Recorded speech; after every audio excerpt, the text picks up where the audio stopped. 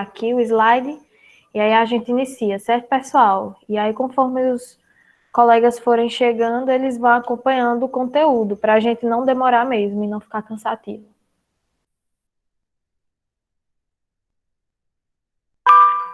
Pessoal, boa tarde. Eu vou começar a gravar aqui.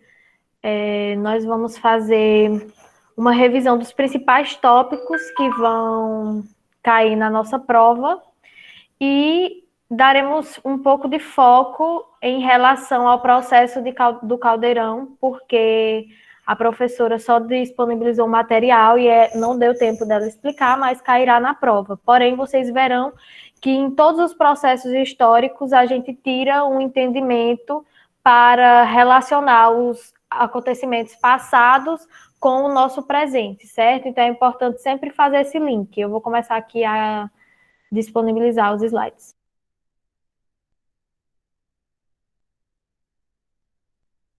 Galera, eu vou ser o primeiro a falar, e aí o meu tema, o tema que eu vou trabalhar com vocês, vai ser basicamente liberalismo jurídico, tá? Eu vou passar por esse tema de uma forma um pouco mais rápida, porque eu acho que ele não vai ser abordado de forma tão aprofundada na avaliação, tá certo? Mas, de antemão, eu gostaria de saber se vocês têm alguma pergunta, algum questionamento, alguma dúvida em relação ao que a professora já passou, se vocês têm, se restou alguma lacuna, né, do conteúdo que foi passado em sala. E aí, caso vocês não tenham, eu dou aquela explanada de modo bem geral, e aí, após a minha fala, se houver alguma dúvida referente à minha fala, daí a gente sana ela e segue em frente. Tranquilo? Então, tem alguma dúvida em relação ao que a professora já trabalhou em sala? Vocês têm alguma lacuna ou não? Boa tarde, pessoal. Referente ao liberalismo jurídico, se vocês ainda têm dúvida, a hora é essa, Matheus está aqui dispostos a sanar as dúvidas sobre isso, porque com certeza o liberalismo jurídico ainda vai ser, é bem provável que ainda caia uma questão na AV2 de vocês.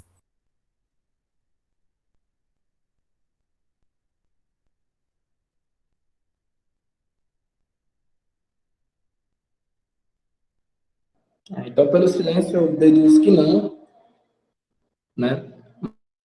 Mas, assim, depois da minha fala, quem eventualmente quiser falar, eu peço para que alguma das meninas possa ficar consultando o chat, né? E aí, depois da minha fala, se eventualmente surgir alguma dúvida, eu paro e a gente tenta contornar isso. Tranquilo? O slide já está sendo apresentado. Tá, acabei de ver que está. Então, tranquilo. Galera, a primeira coisa que vocês têm que saber, principalmente para a matéria da professora Francilda, tá? Em relação ao que ela cobra em prova, que é o que eu quero passar para vocês aqui de fé e fato, né? Até porque eu não sou professor, na nossa função aqui, de certa forma, é preparar vocês de forma prévia para a avaliação, né? Eu acho que a primeira coisa que deve ser anotada por vocês é o cunho que o liberalismo teve em Portugal, né? Já é de conhecimento geral que o liberalismo ele nasce no século XVII, ali, Revolução Francesa, e ele ganha força após a Revolução Industrial. Ele traz ideias de liberdade jurídica, liberdade social, liberdade de expressão. Ele quebra as amarras relacionadas à aristocracia, à monarquia, e ele valora o indivíduo. E esse, na minha opinião, é um ponto muito importante, né? O liberalismo ele traz a ideia de importância para o ser enquanto indivíduo, tá? Em Portugal, como está disposto aí no slide, o liberalismo ele traz um caráter reformador e não revolucionário. Essa é uma fala que eu ouvi bastante da professora durante o período em que eu paguei a cadeira de História do Ceará e Direito do Brasil. Acho que vocês também devem ter ouvido isso, tá? Essa fala que afirma que o liberalismo em Portugal não foi revolucionário, ele foi apenas reformador. E essa fala se dá no sentido de que, em Portugal, as estruturas que já estavam pré-fixadas, que já estavam pré-estabelecidas antes do movimento liberalista, se manteram, tá? Elas se manteram, elas foram conservadas. Mateus, mas como assim elas se manteram então? Quer dizer que ele não teve nenhum efeito? Ele teve sim, tá? O liberalismo ele teve um efeito, mas ele foi um efeito que, de certa forma, se deu por uma imposição geral. Então, pensa comigo, o mundo inteiro da época, né? Que no caso era a Europa, o mundo inteiro, toda a economia, todo o comércio, as estruturas políticas, as estruturas bélicas estavam voltadas a uma perspectiva liberal. Como que Portugal, um país que é conservador, que tem uma ideia restritiva, vai conseguir se adaptar a essa mudança constante, sem perder, claro, que ele quer conservar? Né? Então, é com essa perspectiva, é com essa explanação que Portugal tenta trabalhar. Ele tenta se adequar ao mundo novo, mas mantendo ainda uma série de estruturas, de requisitos, de costumes da prática antiga, entendeu?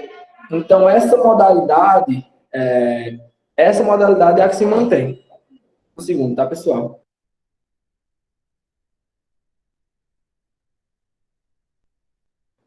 Peço desculpa da pessoa que eu tô aqui no estágio, aí é uma correria. Mas perder atrás nessa sim. Beleza, então, superada essa questão, né, do caráter reformador e não revolucionário em Portugal, a gente já entendendo que Portugal não, como eu posso colocar de forma bem precisa, não anulou as antigas relações e sim reformulou elas, né, surge a questão de qual seria então a implicação disso para o ordenamento jurídico brasileiro. Qual seria a implicação que esse fator lusitano teve para a sociedade brasileira? Né? E aí eu volto a falar, eu acho que essa é uma questão que já foi também superada, debatida pela professora nas aulas dela, né, que é o fato de que o Brasil, em sua época imperial, em sua época colonial, bebeu assim drasticamente do ordenamento jurídico português, dos costumes aristocratas portugueses. Então, não só a estrutura jurídica brasileira era voltada ao lusitano, mas toda a estrutura administrativa, toda a estrutura política. E esse caráter aí que barrava ideias liberais, que era restrito a pensamentos de revolução, também se estava no Brasil. Tanto que, se a gente traçar um paralelo entre os Estados Unidos, né, e aí eu entendo a quantidade de diferenças que existem entre tipos de colonização, por exemplo, quem colonizou, com qual objetivo colonizou. Mas, para além disso, se a gente traçar um paralelo entre o Brasil colonial e o país norte-americano colonial, a gente consegue ver que a adesão deles a modelos revolucionários e a nossa restrição a esses mesmos modelos trouxe uma série de distinções, na verdade, né? Distinções políticas, distinções sociais. E essas distinções, e eu volto ao começo da minha fala, né, onde eu digo que a ideia do indivíduo é tão valorada pelo liberalismo. Essas distinções barram, tá? Impedem, são uma série de empecilhos e percalços para que os indivíduos brasileiros, e quando eu falo indivíduo, não é o aristocrata, não é o lusitano, não é o rico. Quando eu falo indivíduo, eu estou falando da parcela mais frágil. Estou falando do indígena, estou falando do escravizado. Então, essa microparcela da sociedade brasileira, micro que eu digo no sentido de expressão, né, não de número, esse microgrupo não teve sua valoração dada de forma imediata. E aí a gente consegue ver onde, em outros países da América, essas parcelas da sociedade conseguiram ter sua valoração dada, e no Brasil isso só veio acontecer de forma mais atual, né? Recentemente a gente tem a Constituição de 88, voltando agora para o campo jurídico, que estabelece aí uma série de garantias, e mesmo com esse estabelecimento constitucional após a Constituinte de 88, a gente ainda vê uma série de instituições que, se não legais, sociais. Então, é basicamente isso. A questão da prova vai ser curta sobre liberalismo. Pelo que eu falo, porque assim, história tem um caráter, pensamento confucio, dele ser uma matéria bem aberta, bem humana, onde vocês podem se expressar por questões abertas, né? E aí, na linha do que eu falo, eu acho que preenche algumas lacunas. E aí, eu gostaria de saber se vocês têm alguma colocação, alguma pergunta, alguma contradição, assim. Acho que a palavra certa não é contradição, mas alguma visão antagônica à minha. E aí, galera, se pronunciem, por favor. Caso não, a gente já passa para o próximo, tá certo?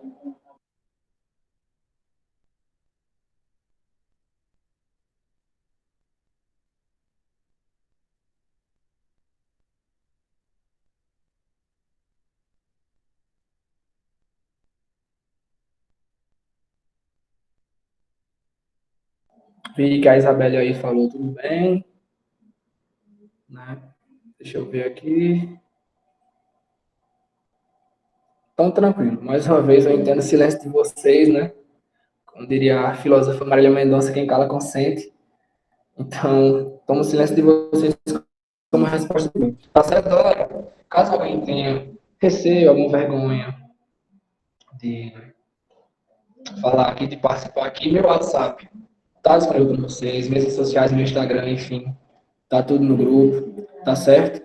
E é isso, a gente tá aqui com vocês para aprender e para sanar qualquer tipo de dúvida.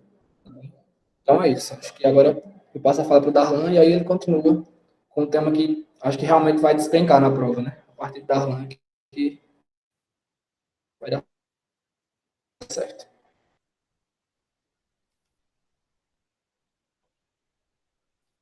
Primeiramente, boa tarde para todos. A minha parte ela é mais uma parte introdutória para questões que ainda vão ser faladas, mais tratadas. E a gente sabe que... Licença, Darlan. Você começou a falar, tá muito baixo. Porque eu estou no fone, aí se eu tirar fica complicado. Me ouve melhor agora? Tenta de novo. Deixa eu... Melhora? Melhorou. Pronto. A minha parte, ela é uma parte mais introdutória de conceitos que a gente ainda vai ver mais para frente, que ainda vai ser um pouco mais aprofundado. E como a gente sabe, a história ela é uma disciplina que ela é muito interligada, né, tanto em vários fatos passados como vários fatos do futuro. É tanto que é de fundamental importância a gente conhecer a nossa história para a gente poder compreender o nosso atual contexto, né, entre várias situações, questões econômicas, sociais, entre outras.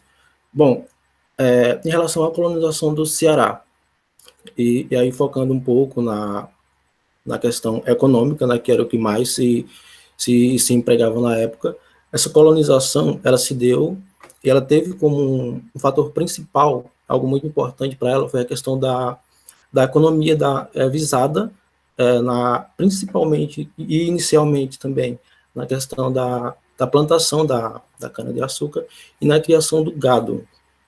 Né? Então, o que acontece? No litoral, ele era mais voltado à parte da criação da plantação da cana-de-açúcar, enquanto a parte do interior, não só da questão do Ceará, mas da região inteira, até porque a gente sabe que foi um processo que ele está muito interligado entre as outras regiões, os outros estados. A gente sabe que também havia uma subordinação da capitania do Ceará à capitania do Pernambuco, que eles eram quem... O Ceará, na verdade, a capitania, ela não tinha uma autonomia administrativa, isso que ficava por conta de Pernambuco. Então, assim, não só Pernambuco, mas a gente vai falar, quando a professora ela falou de uma forma mais superficial durante a aula dela, mas ela deixou o material para aprofundamento, né, no plano de ensino, ela deixou um link lá que ia direto para um arquivo em PDF que você poderia baixar, você poderia ler, e então lá você poderia se aprofundar um pouco mais. Então, o que acontece? Essa criação de gado, né, e aí também a questão do plantio da cana-de-açúcar, eles estão interligados no sentido de, primeiramente, naquela época, era muito importante que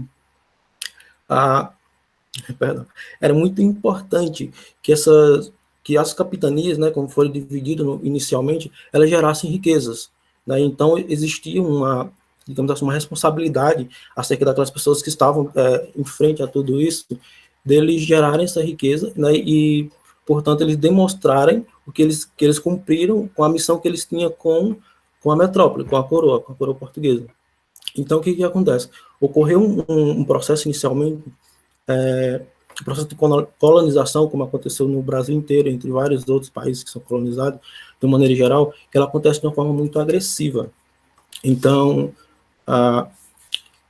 uma das características que mais se destacam nisso, que é muito importante a gente saber, e aí uma coisa até geral, só fazendo a recapitulação, é a questão das mortes dos indígenas. Né? A gente sabe que ocorreu um genocídio muito grande, ocorreram muitas mortes por conta que, nesse processo de plantação, mas também de criação de gado, eles tinham que os índios eles eram expulsos dos seus locais, eles eram expulsos. Ocorreu também a questão dos jesuítas, que inicialmente eles ficaram aqui, mas que depois a coroa portuguesa viu que seria melhor que os jesuítas eles saíssem para dar espaço para os outros portugueses, né, que eles tinham mais propriamente um objetivo econômico. Então, passa-se a ocorrer uma maior ocupação, uma maior expansão do território, e até havia uma preocupação no sentido de a gente precisa dominar outras terras, a gente precisa dominar mais áreas, mas não só isso, a gente precisa se fixar e dizer por exemplo, para os espanhóis, que eles tinham essa questão que aquelas terras eram do Brasil, e aí uma forma deles fixarem isso foi através da plantação, foi através da pecuária e entre outras atividades econômicas. E aí eles não só cumpriam com os anseios da metrópole, que era a questão econômica, como eles também garantiam a sua fixação, e eles buscavam também, é importante a gente lembrar aqui, que havia uma busca não existia uma unidade do Brasil, falando no contexto geral, eles buscavam isso, e a partir de então, a capitania do Ceará, ela inicia todo esse processo. Em relação à questão da pecuária, o que acontece? Ela ocorreu mais no interior, no chamado sertão, por conta que de uma questão acontecia muito, por exemplo, como a plantação da cana-de-açúcar era mais no litoral, e se o gado ficasse nessa parte do litoral, iria acabar que muitas vezes aconteciam invasões. Então, os gados, eles invadiam as plantações, não só de cana, mas de outras plantações também, não só da cana. E então, existiu até deixa eu só ver, em 1700 deixa eu ver.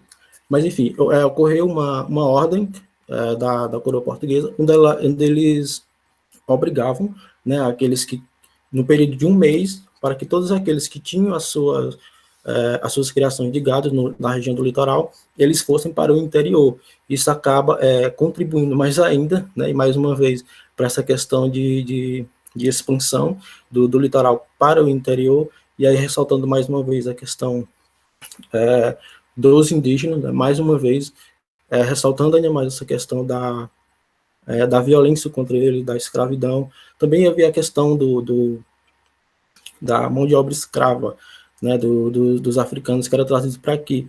Geralmente, aqui foi mais utilizada a mão de obra indígena nesse processo de criação de gado e de plantação da cana-de-açúcar, por conta que era muito difícil para esses escravos, né, vindos de fora, para eles virem para cá. Existe uma série de coisas que acabavam dificultando isso. Então, foi mais voltado para essa questão do indígena, tá, da escravidão dele. Em relação à resistência, né, ocorreram muitas resistências aqui por parte dos indígenas. A questão das discussões, elas também ocorriam não só entre colonos indígenas, né, mas entre as próprias capitanias, né. Por um certo tempo havia um certo embate entre o Ceará, a capitania do Ceará, com a capitania de Pernambuco, onde muitas vezes os desejos e os anseios de Pernambuco, eles acabavam sucumbindo os desejos e as oportunidades do Ceará ele crescer. Então, peço perdão pelo barulho, mas enfim. E então, o que acontece? Posteriormente, e aí já se avançando para não se alongar muito, em relação à pecuária, o fato que é importante a gente saber. Ele ocorria do Ceará, esse gado ele era levado para outras regiões da região Nordeste, como por exemplo para Bahia, para Pernambuco. Só que o que acontecia? Eles eram nesse transporte, inicialmente eles transportavam os animais vivos. Então esse transporte ele acabava que ele desgastava muito os animais, então quando o gado chegava lá nessas regiões, eles já chegavam muito debilitados, e isso fazia com que o preço, né, ele caísse. Então, o que foi que o Ceará passou a fazer? Eles começaram a exportar a famosa, né, mais conhecida carne de charque, que era carne salgada, porque aí ele não ia ter prejuízo, ia ser melhor, ele ia conseguir administrar melhor essa questão desse transporte, né, que às vezes demorava tempo, a gente sabe que o transporte antigamente era muito mais complicado, e nisso ele teve várias consequências, como por exemplo a questão da expansão. Essa carne ela passou a ser comercializada para o Rio de Janeiro, ele servia para o pessoal que fazia os transportes, uma forma deles se abastecerem também, até porque era melhor e mais viável. Um fato também que é importante, né, que foi a questão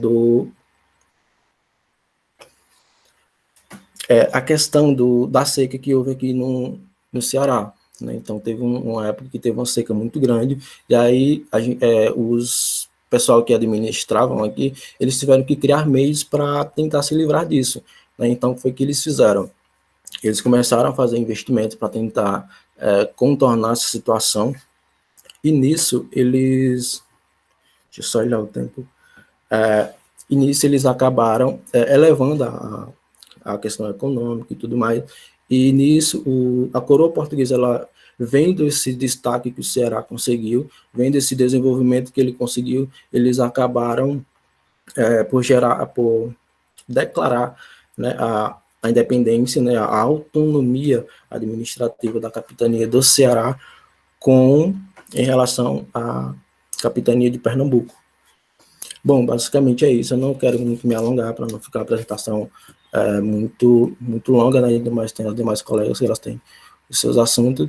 Então é isso. Só alguns pontos. Qualquer coisa, qualquer dúvida, vocês podem colocar aqui no chat. Tem também o grupo, né, da monitoria, onde tem o contato de cada um de nós, e aí vocês podem ficar à vontade para tirar alguma dúvida. Quem não se sentir à vontade de perguntar aqui, enfim, é isso. Agora eu passo a palavra, né, para o próximo.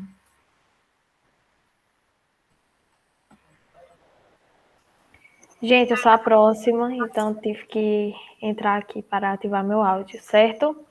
Por favor, pessoal, participem aí no chat. Eu estou acompanhando pelo meu celular. Então, se vocês tiverem alguma dúvida, algum posicionamento para falar sobre isso, é muito importante. Porque agora nós vamos falar, digamos, dos assuntos mais quentes para a prova. Então, é importante que vocês também prestem atenção, participem, para que a gente troque informações e experiências de uma forma mais agradável, certo? Nós começaremos aqui falando sobre a escravidão no Ceará. Então, como vocês perceberam, o processo de colonização foi muito complicado no Ceará, principalmente em decorrência do governo de um Marquês de Pombal. Para mim, ele é uma das figuras históricas mais nocivas do Brasil, porque ele estimulou muito a visão etnocêntrica nas pessoas, nos europeus, na verdade, né? Então, ele colocou que os índios eram inferiores e tal. Então, a partir do governo dele, ele desfez escolas que os jesuítas tinham construído, ele fechou muitas escolas, a gente perdeu um acervo cultural da cultura indígena, que os jesuítas também tinham escrito de livros e etc. Então, o Ceará, por ser colonizado tardiamente, já no final do século XVII e para o começo do século XVIII, passou por esse período que foi muito sangrento, muito violento. Então, já começou a história do Ceará nesse processo. Em relação ao resto do país, a gente perceberá que a vida do índio e do africano que foi escravizado é bem parecido com o Ceará, certo? A violência era muito grande, quase igual.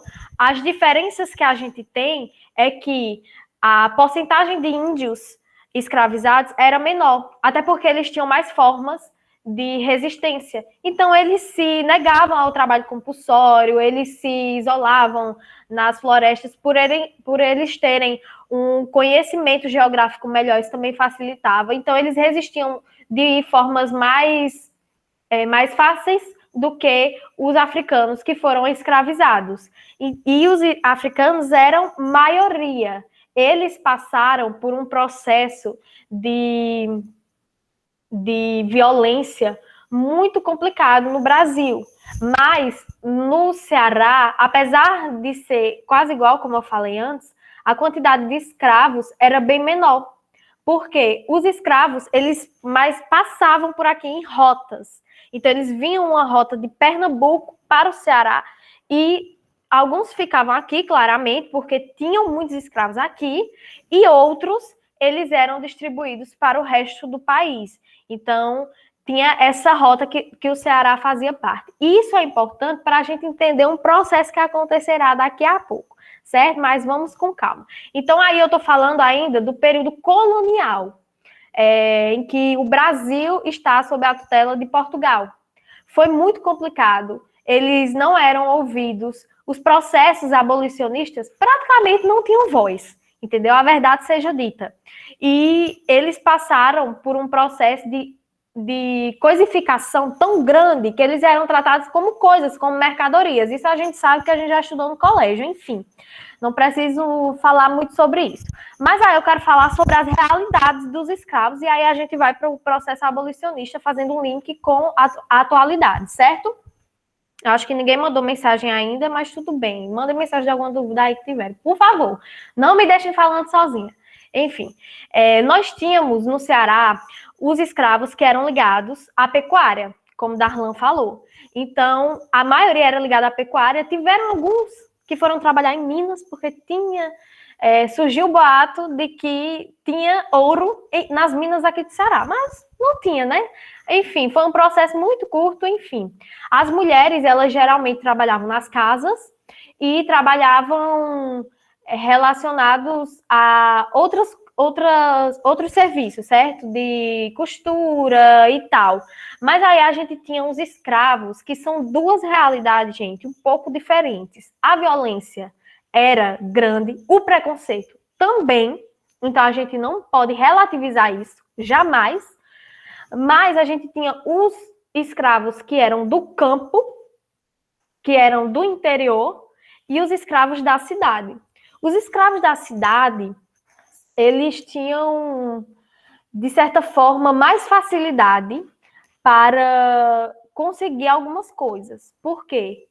Como eles eram tratados com coisas, eu vou falar algumas coisas aqui que é bem complicado de falar, mas era a realidade da época, certo? Tinha uns escravos que eram escravos de aluguéis. Então, o dono de um escravo alugava ele para outra pessoa. Enfim. E aí ele prestava os seus serviços. Na cidade também tinha os escravos que prestavam serviços alheios. Ou seja, eles plantavam, eles vendiam coisas, limpavam os sapatos do pessoal, carregavam malas, faziam várias coisas.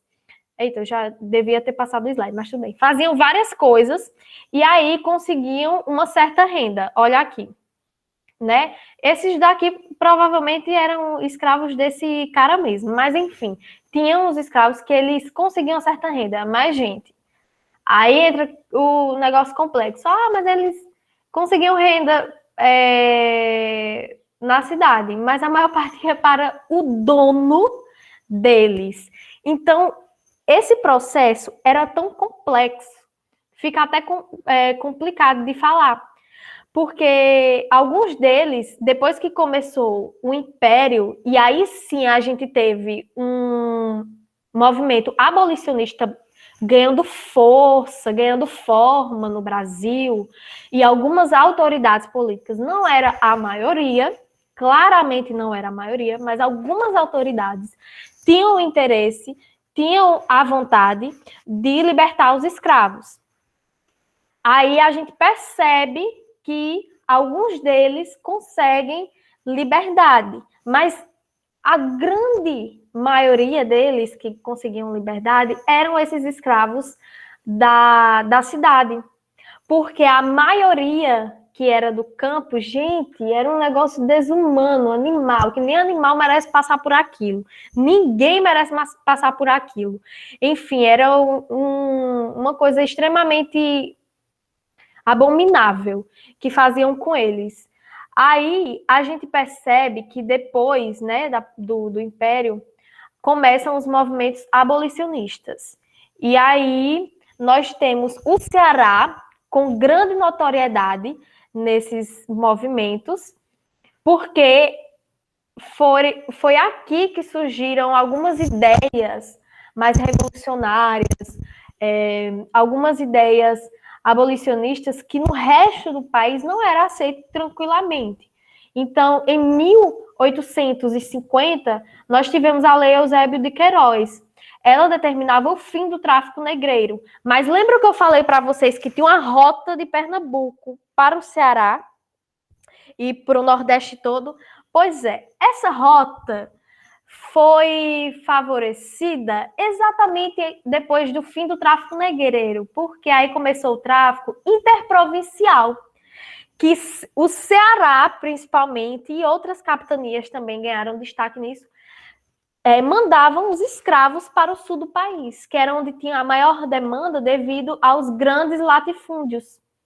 Então, começou essa rota para mandar os escravos lá para o sul, manda escravo lá para o sul.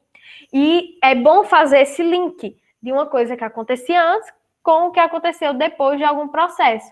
Já em 1871, a gente teve a Lei do Ventre Livre, que foi a lei que deu liberdade para todas as crianças que nasciam de mãe escrava.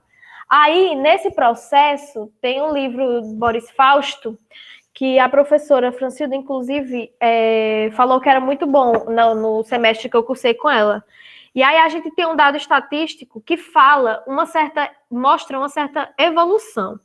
No recenseamento de 1872, ou seja, um ano depois dessa lei, 73% da população de origem africana eram libertos ou livres. Mas isso quer dizer que a vida deles era tranquila? Jamais.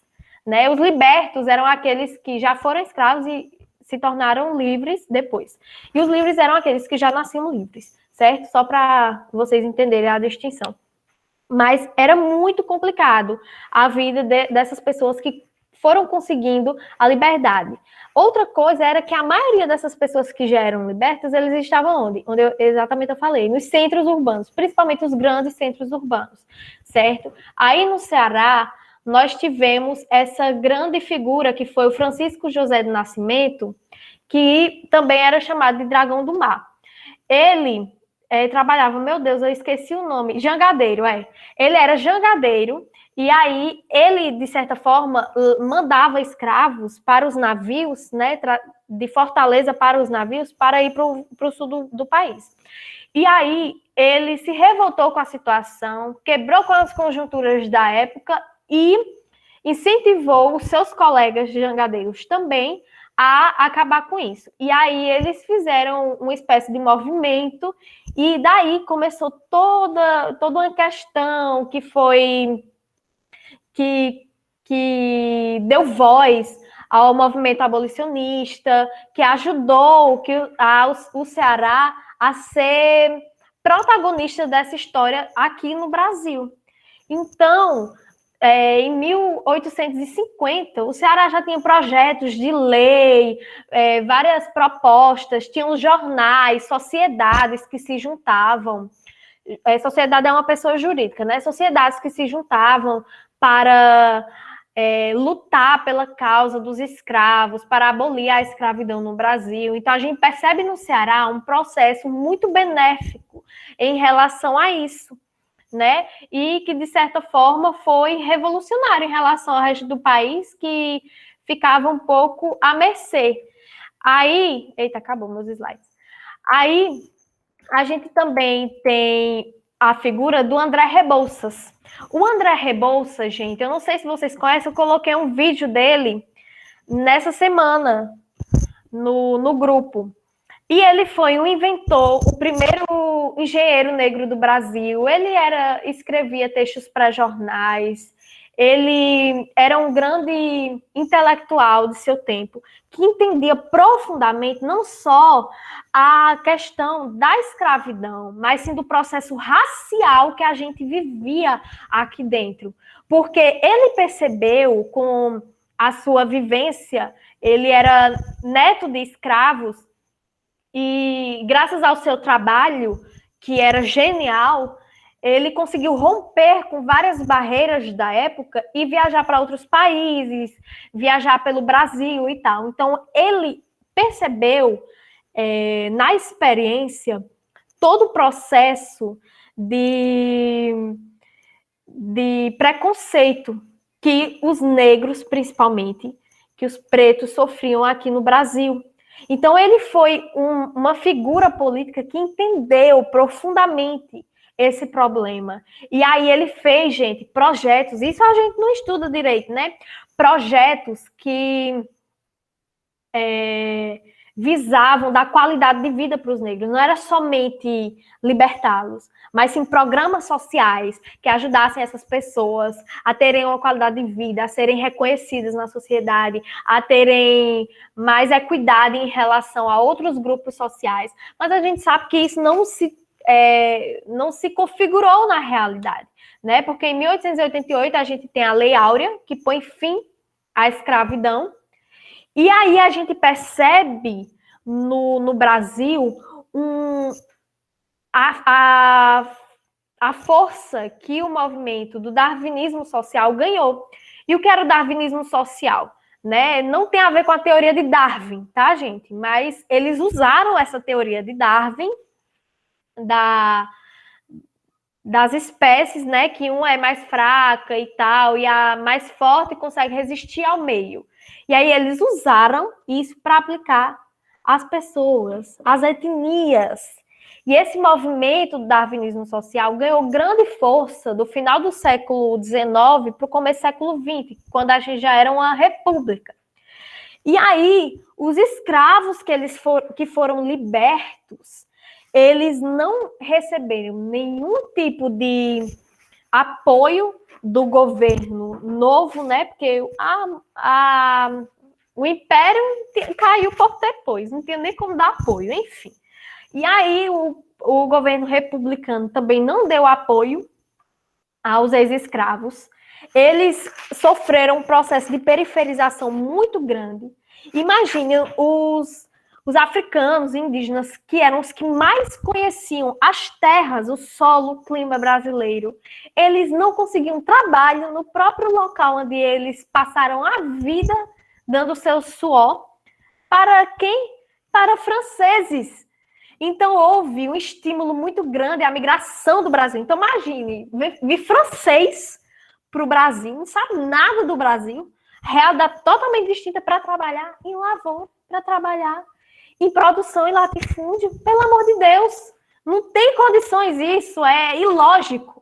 Mas a gente percebe que o processo de escravidão e o processo de preconceito racial era tão forte e ganhou ainda mais força devido ao darwinismo social que, pasmem, eram publicados em jornais, eu já vi jornais antigos, né, que cientistas falavam que em 2050 não haveria nenhum negro, porque eles são a raça mais fraca e eles vão sumir.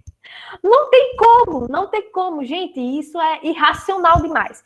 Então, o que a gente pode trazer de todo esse processo de escravidão é que a sociedade e boa parte, alguma parte dos grupos sociais começou com um processo de preconceito tão enraizado que até hoje a gente não conseguiu se livrar disso. Então, até hoje é discutido no nosso âmbito o que a gente pode fazer, quais as políticas públicas governamentais que a gente pode fazer para diminuir o racismo, para diminuir os problemas que advêm dessa época. E é tão complexo, é tão complicado de lidar com isso, porque são problemas de muitas esferas, econômicas, geográficas, históricas, sociais, de pensamento, educacional, de tudo, gente. Então, a gente percebe as consequências que foram tão graves, tão nocivas para o nosso país e, no geral, né, para muitos outros países também, que implantaram um pensamento racista e um pensamento de maior, como é que se fala, meu Deus do céu, eu esqueci agora, de etnocentrismo, né? De etnocentrismo em suas cabeças e passam para os seus filhos e passam, e isso nunca acaba. Isso nunca acaba. Então, eu quero frisar para vocês, esse é o principal pensamento, esse é o principal a principal conclusão que a gente pode ter de tudo isso que a gente estudou sobre a escravidão. Quem dera nós tivéssemos mais Andrés Rebouças no nosso meio, pessoas que são sábias, que são prudentes e que promovem e pensam também sempre no melhor para a sociedade, sempre pensam em estratégias de resistência, estratégias de luta e estratégias de administração para que essas pessoas tivessem mais qualidade de vida. Então, é o que a nossa geração carece, de pessoas que estejam empenhadas em promover maior igualdade social, certo? É isso a minha parte. Valeu.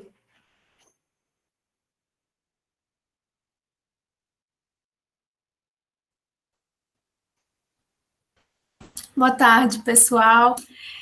Ótimas explanações da Dalila. Imagino que vocês devem ter ficado muito satisfeitos, porque ela abordou todos os pontos necessários, né? E eu imagino que não poderíamos também não falar sobre a seca no Ceará. Eu sei que é um conteúdo que vocês estão vendo essa semana, um conteúdo que vai cair com peso na AV2 de vocês, e aí eu peço para vocês, nesse momento, fazer uma reflexão. Nós sabemos que há um imaginário muito grande a respeito do Nordeste. Um imaginário de pessoas do Sul que acham que o Nordeste, os estados do Nordeste carecem não, há muita seca e ao mesmo tempo há uma miséria muito grande, pessoas passando fome e que não há nenhum tipo de políticas públicas para cá. Resumidamente, há um imaginário de que o Ceará ele ainda é repleto de retirantes. E aí nós podemos fazer essa reflexão. Por que ainda há esse imaginário, né? Falando de seca no Ceará, nós podemos falar que tivemos muitos movimentos históricos de grande seca. Vamos abordar a grande seca, né, a de 1877, e a seca de 15, né, de 1915. E o que eu poderia falar para vocês, se atentarem na avaliação, é o seguinte: a seca, ela atingiu muito mais a população no seu contexto sociocultural do que no seu contexto climático. Por quê? Como assim sociocultural? Os retirantes, para quem não sabe, os retirantes eram aquelas pessoas que saíam da sua terra porque estavam passando fome por causa da seca e iam para outros locais procurar condições dignas de vida, né? Os retirantes sofreram muito as condições da seca. Por quê? Na Grande Seca de 1877, grande parte dos sertanejos eles viviam de agricultura. Então, vocês podem supor que a seca iria atingir em peso a condição de sobrevivência deles. Então, em 1877, eles já viviam em um regime que era chamado de Lei de Terras. Acho que vocês já devem ter visto isso nos textos que Francilda disponibilizou. A Lei de Terras, ela introduziu o paternalismo. que era esse paternalismo? O paternalismo era a subordinação do sertanejo ao seu patrão. Na época que teve seca, o sertanejo, ele não teve nenhum poder, nenhuma ajuda, nenhum auxílio do governo. Eles eram ignorados completamente. Então, eles eram subordinados aos seus chefes, que eram grandes fazendeiros da alta burguesia. E o que acontece?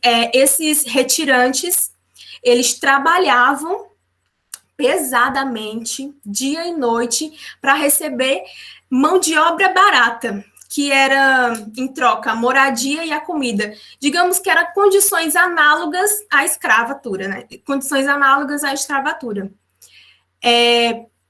Como podemos pensar, refletir o seguinte, essa mão de obra barata facilitou para a capital, Fortaleza, muito. Como assim facilitou muito? A gente sempre pensa assim, que na seca de 1877, na seca de 1915, as pessoas estavam sofrendo muito com a seca. Sim, mas quem eram essas pessoas que estavam sofrendo com a seca? Era todos? Não eram todos, não. A burguesia não estava sofrendo com a seca, pelo contrário.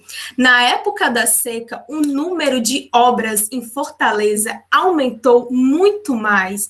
Por que aumentou muito mais? Aumentou porque, primeiramente, as verbas chegavam, eles tinham muitas verbas, as verbas eram justificadas por causa da seca, e eles aproveitavam. Dalila, volta um pouquinho, por favor, o slide. E eles aproveitavam e utilizavam da mão de obra barata dos retirantes para fazer as suas obras. Um exemplo disso é a estrada de ferro de Baturité. Perdão, é Baturité, tá certo, Baturité. A estrada de ferro de Baturité, ela foi inteiramente construída por retirantes à mão de obra barata. Ou seja, enquanto muitos sertanejos estavam em condições indignas de vida, passando fome no meio da seca com seus familiares, criança pequena, o que vocês imaginarem aí? O governo se aproveitou dessa situação. Então, o que o governo fez? Ele fez o oposto daquilo que o governo deve fazer. Ele se negou a fazer políticas públicas e, ao invés disso, ele se aproveitou da situação. Então, a gente pode dizer o seguinte, verbas, sim, havia verbas, sim, do governo, mas essas verbas, elas não chegavam até os retirantes. Não chegavam.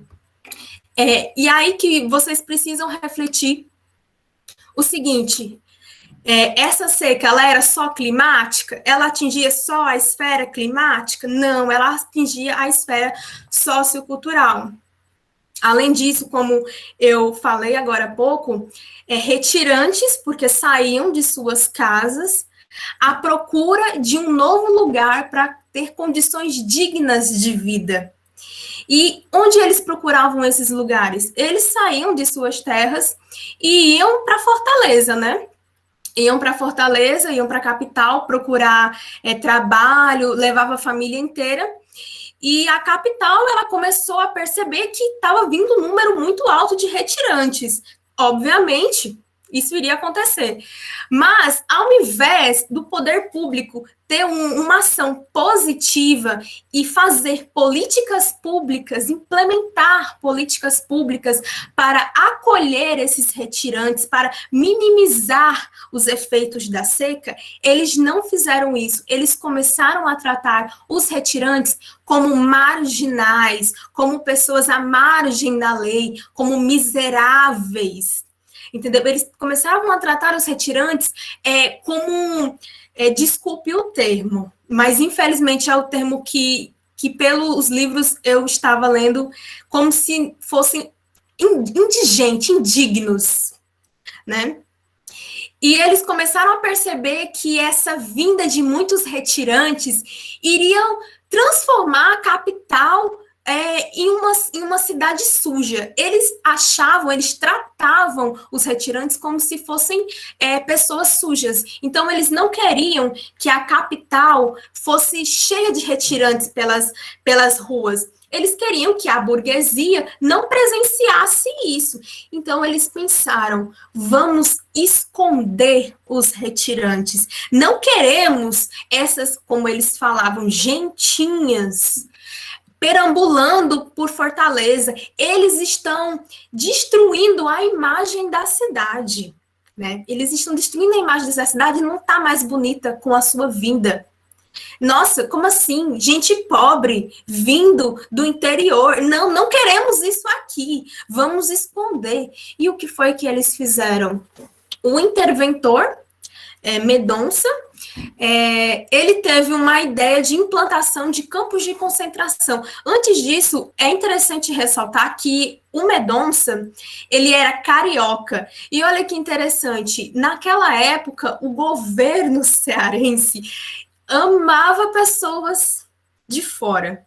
Para eles, pessoas de fora, como esse tal Mendonça, iria enriquecer ainda mais. Esse Mendonça teve a ideia de agrupar os retirantes em um único local, assim, num círculo, e esse local que fosse agrupado iriam esconder eles. Aí vocês me perguntam, mas era só para isso? Só para esconder eles? A ideia principal seria essa, só para esconder eles. Mas, além de esconder, eles submetiam esses retirantes à mão de obra barata. Então, eles trabalhavam de graça, digamos assim, para fazer as obras de Fortaleza, construindo Fortaleza e vivendo escondidos em condições míseras. Dalila, pode ir para o próximo slide. Bom, nós tivemos muitos campos de concentração. Desde o interior até Fortaleza. O primeiro campo de concentração foi em Alagadiço, mas como nós estamos na região do Cariri, eu gostaria de lembrar vocês que tivemos um campo de concentração na região do Crato. Isso é muito importante. Nesse slide vocês podem ver 3 antigos campos de concentração desativados. Tem outros campos de concentração, mas eu resolvi essa foto atual, para vocês verem. Eu não lembro se é no Crato, provavelmente é no Crato, esses campos desativados. Eu quero que vocês comecem a pensar o que acontecia nesses campos de concentração. Eu sei que vocês, quando escutam campos de concentração, começam a lembrar dos campos de concentração nazista, né? Há muitas diferenças dos campos de concentração nazista, isso é evidente. Mas uma das coisas que há em comum é a morte em massa por inanição. Muita gente morria de fome nesses campos de concentração. As condições de higiene eram péssimas. Pessoas morriam por falta de condições higiênicas, por uma alta população. Existia muito mais pessoas nesse campo de concentração do que a capacidade que poderia ocupar. As pessoas morriam de fome, as pessoas morriam doentes, precisando de auxílio de médicos e não tinham esse poder, essa ajuda do governo. Pelo contrário, eles eram presos aí. Então, eles não podiam sair. Eles só saíam para trabalhar. Eles tinham que ficar ali durante o período da seca. Eu acho interessante citar para vocês. Deixa eu ver se eu acho ele ali. Achei. Só um instantezinho. Vou mostrar para vocês um livro. Esse livro aqui, ó. Esse livro aqui é O 15, de Raquel de Queiroz. Se vocês não leram, quando tiverem a oportunidade, dá uma lida nesse livro aqui. O livro 15 de Raquel de Queiroz, ele registra sobre a seca de 1915. Tem um trecho que uma das personagens, ela começa a falar sobre um campo de concentração de Alagadiço.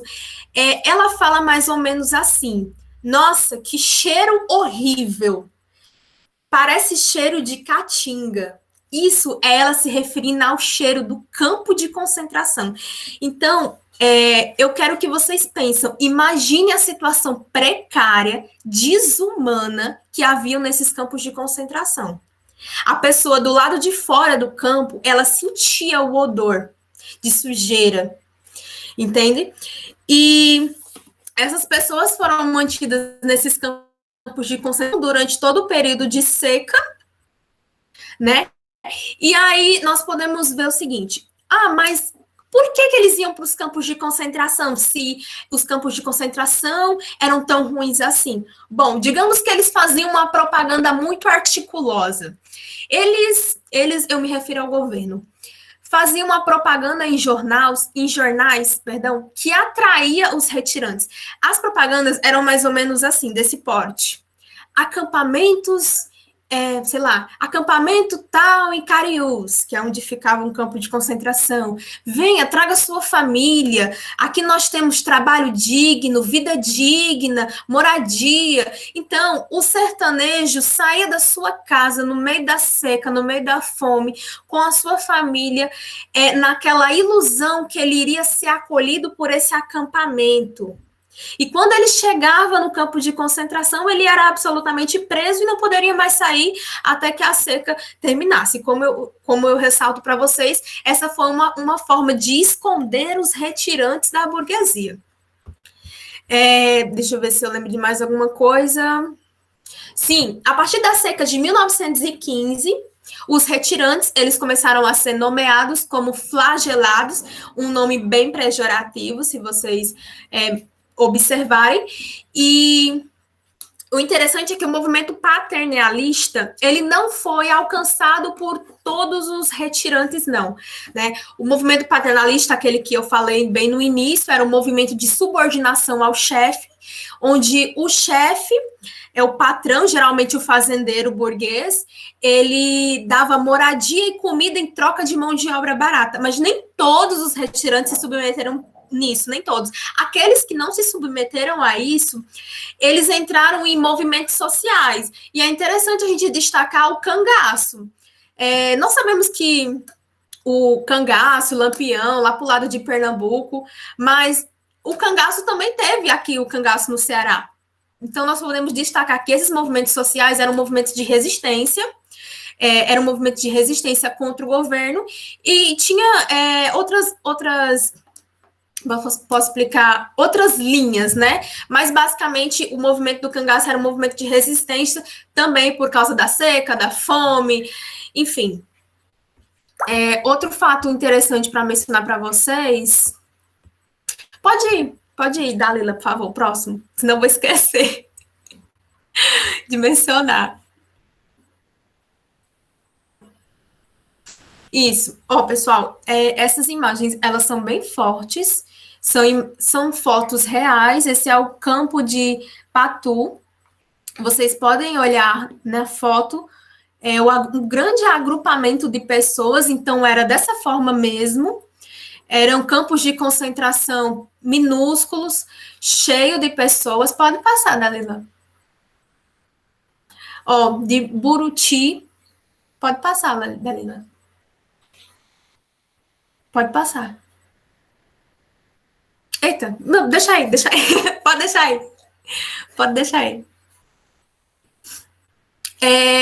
Eu deixei para vocês, senão eu vou esquecer de falar para vocês, tá bom? Eu deixei para vocês um mapa mental, esse mapa mental muito bom, e eu vou postar no grupo esse mapa mental sobre a seca no Ceará. Aí, esse mapa mental vai concentrar a seca no Ceará e os campos de concentração. Os pontos principais, assim que vocês lerem, vocês já entenderem, já lembrarem da aula de revisão, ficar tudo tranquilo. Mas para essa prova de Francilda, eu acho que o que vocês devem se concentrar nessa parte de seca, principalmente, é a omissão do Estado. Então, quando ela falar seca no Ceará, pense omissão do Estado. O que o Estado poderia ter feito e não fez. O que o Estado fez até hoje e o que o Estado está fazendo hoje. E quando falar em campo de concentração, vocês pensam, isso poderia se repetir hoje? Sim, não, por que que não? Por que que isso aconteceu? Nós tivemos todo um processo histórico, colonização, escravidão no Ceará, correto? E chega assim, né? Chegamos a essa condição triste que seria os campos de concentração. E aí é uma questão que vocês devem refletir para a prova de Francilda. Isso iria acontecer? Por que que aconteceu? Quais são as políticas públicas que eles poderiam ter feito na época? E hoje, quais são as políticas públicas que o poder público promove?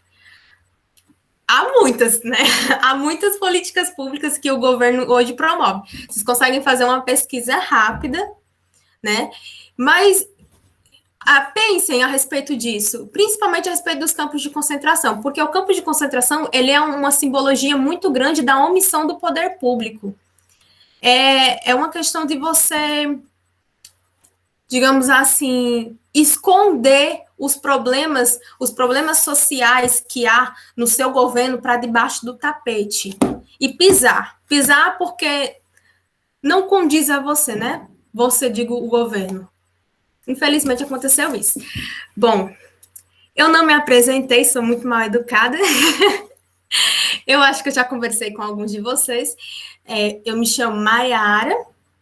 Vocês podem falar comigo nas redes sociais, podem falar comigo no WhatsApp, tranquilo. Vou colocar meu WhatsApp de novo aqui, mas vocês sabem, qualquer coisa eu tô lá no grupo, tá? Agora, a Dalila vai falar sobre o caldeirão, e muita atenção, gente, no caldeirão, muito importante, porque o caldeirão é uma parte incrível da história do nosso Ceará. Tchau, gente, muito obrigada. Ô, Mayara, tu podia apresentar agora? Quer que eu apresento? Tá, peraí, só um instante. Porque meu celular descarregou, eu não consigo acompanhar aqui e ficar olhando, eu fico com agonia.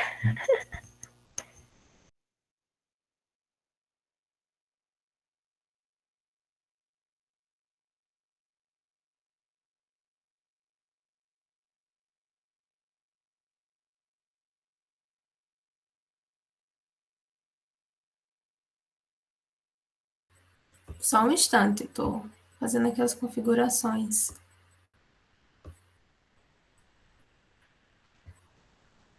Pessoal, pode parecer muito assunto, mas não é. Eu tenho certeza que Francilda já abordou todos eles de forma muito benéfica com vocês. Mas, por favor, prestem atenção nesse. Tá. Tá? Aham. Ok, eu vou só colocar aqui para apresentar.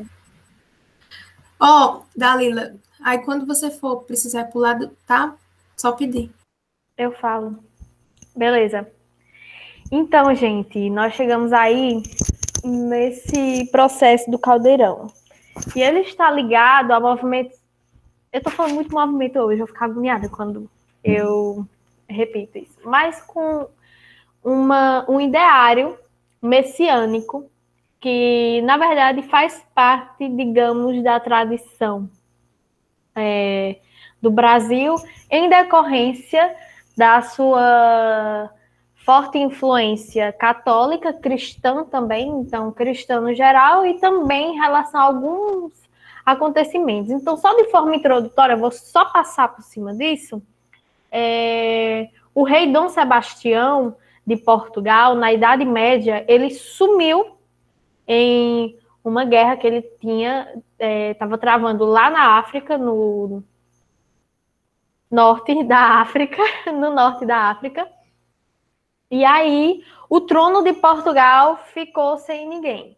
Daí surgiu o imaginário de que ele retornaria e resgataria o povo, porque nesse espaço de tempo que o trono de Portugal ficou sem ninguém, o trono de Portugal com o da Espanha se uniram, né? Mas o povo começou a fomentar a esperança de que esse rei Dom Sebastião voltaria e o salvaria. E aí a gente tem que pensar, eu vou logo falar sobre isso para vocês já escutarem tudo com a mente consciente, certo?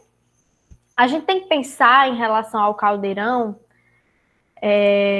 sobre como os processos de instabilidade política, social, econômica, climática, fizeram com que a coletividade que estava em uma situação vulnerável se aliasse a algumas figuras e colocassem sob essas figuras toda a sua esperança. E foi exatamente isso que aconteceu com o Caldeirão. Era um grande ufanismo, as pessoas tinham várias esperanças e cultivavam essas coisas em seus corações. Tá? Então a gente vai falar melhor sobre isso depois. Era só uma parte introdutória, porque quando a gente fala de Caldeirão, do Caldeirão, né, a gente precisa ter isso em mente, que um processo de instabilidade pode fazer com que as pessoas busquem a todo custo alguma forma de escape, alguma liderança, alguma pessoa que possa representar alguma esperança. E aí, ó, como está aparecendo na imagem, tudo isso surge com a figura do Beato José Lourenço. Ele veio aqui para Juazeiro porque ele era um grande admirador do Padre Cícero, então ele foi instigado por isso para vir para cá. E aí ele comprou um sítio chamado Baixa da Anta. Aí, nesse sítio, muitas pessoas que eram excluídas da sociedade, que passavam por processos bem complicados, que eram pobres ou viúvas, pessoas que, enfim, elas não eram bem vistas socialmente ou tinham fragilidade econômica e tal, foram para esse sítio. E aí a gente precisa fazer um link com o que Mayara falou, porque o sítio Baixa da Anta e todo o processo até chegar ao Caldeirão, ele passou por um processo de seca do Ceará, que foi muito grande. Então, isso facilitou com que as pessoas recorressem a esse beato como forma de subsistência, praticamente, mas também por ele ser uma figura religiosa, também tinha todo um processo sagrado, digamos assim, por trás, certo? Então, esse sítio começou a aportar várias pessoas que chegavam e tal, sejam as pessoas que vinham para ver o Padre Cícero, né? Ou pessoas que realmente se fixavam nesse local.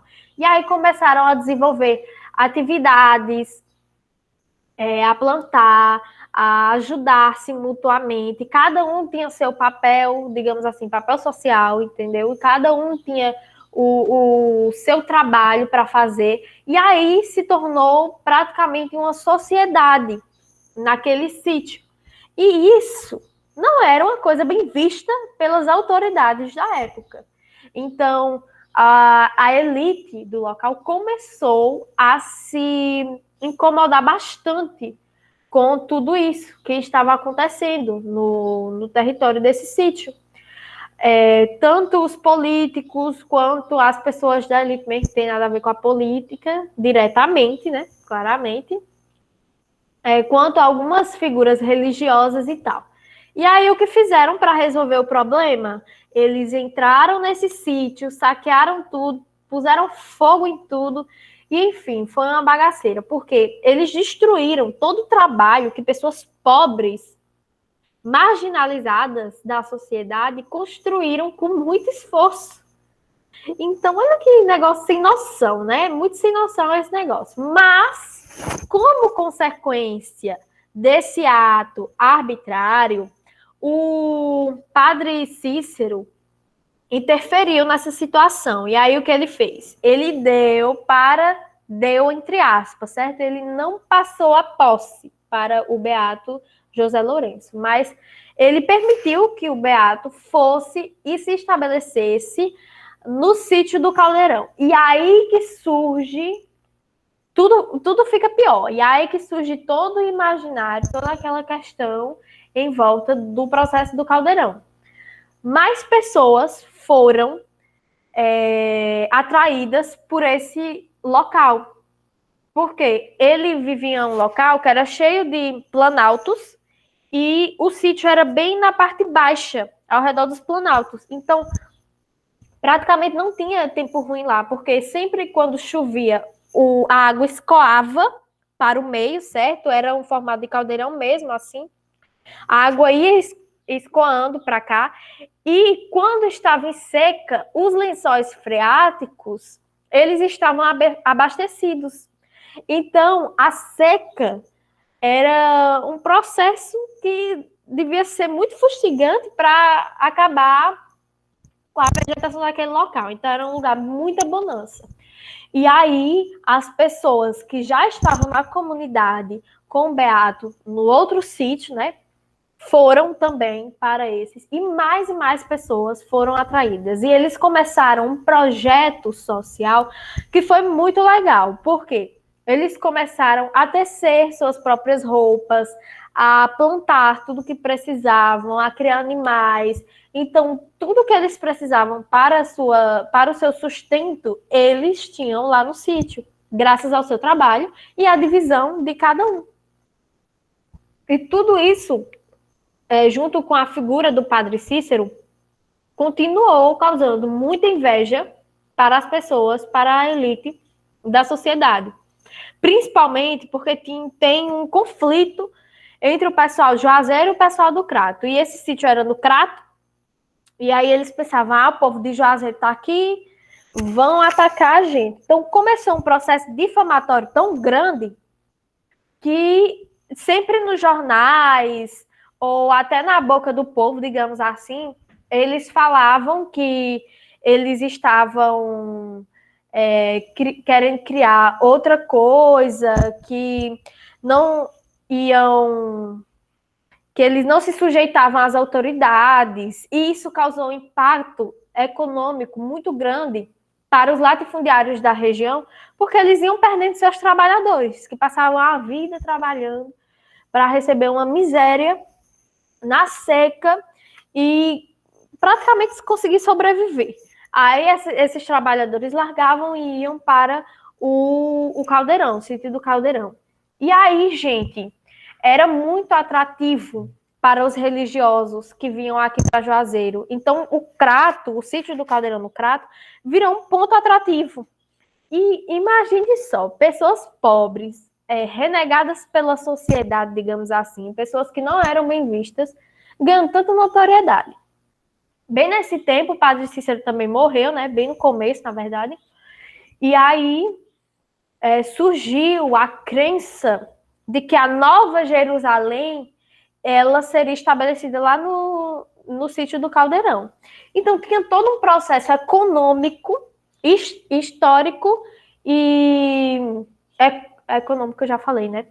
Econômico, histórico e religioso, que estava entrelaçado com o Caldeirão. E aí as autoridades não se aguentaram mais. Eles começaram a como é que fala? Eles começaram a planejar alguma coisa que derrubasse o Caldeirão. E aí foi o que aconteceu. Eles fizeram uma reunião lá em Fortaleza em 1936 e tinha representante do governo, da igreja, da sociedade. Um monte de gente que queria só destruir com essa sociedade. Interessantíssimo o povo que se incomoda com a vida alheia, mas tudo bem. Aí é um adendo meu.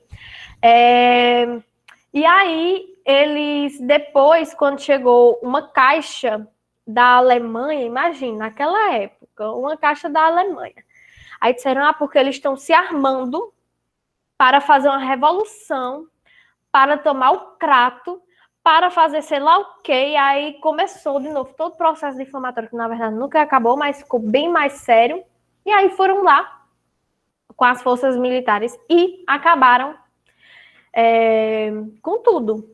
Eles queimaram tudo que tinha na frente, acabaram com tudo de novo, segunda vez já. Daí o que aconteceu? Misericórdia. Daí o que aconteceu? O Beato José Lourenço, ele conseguiu se refugiar na floresta e também as pessoas, muitas delas conseguiram sair bem antes. Então não houve muito derramamento de sangue, certo? Não contentes com a situação, eles planejaram de novo, porque as pessoas que saíram de lá depois voltaram e começaram a reconstruir tudo de novo. E aí foi ativado o governo federal e Getúlio Vargas aprovou que as Forças Armadas viessem. Então vieram 2 aviões e um monte de soldado para acabar com o Caldeirão. Gente, pessoas humildes, só vivendo a própria vida, tentando sobreviver no Nordeste, tentando sobreviver em relação à seca. Claro que eles tinham crenças, tinham esperanças que, de certa forma, davam grande valor à figura do Beato, à figura do Padre Cícero. O Padre Cícero era visto por alguns como a terceira figura da Trindade. Pode passar aí, Mayara. Era visto como a terceira figura da Trindade, mas, apesar de tudo isso, da esperança da Nova Jerusalém, eles eram pessoas humildes, que estavam apenas vivendo sua própria vida. Aí vieram esses aviões, vieram essas pessoas, esses militares, né, as Forças Armadas, e simplesmente bombardearam tudo, mataram as pessoas. Isso, gente, no amanhecer do dia, o povo morreu dormindo.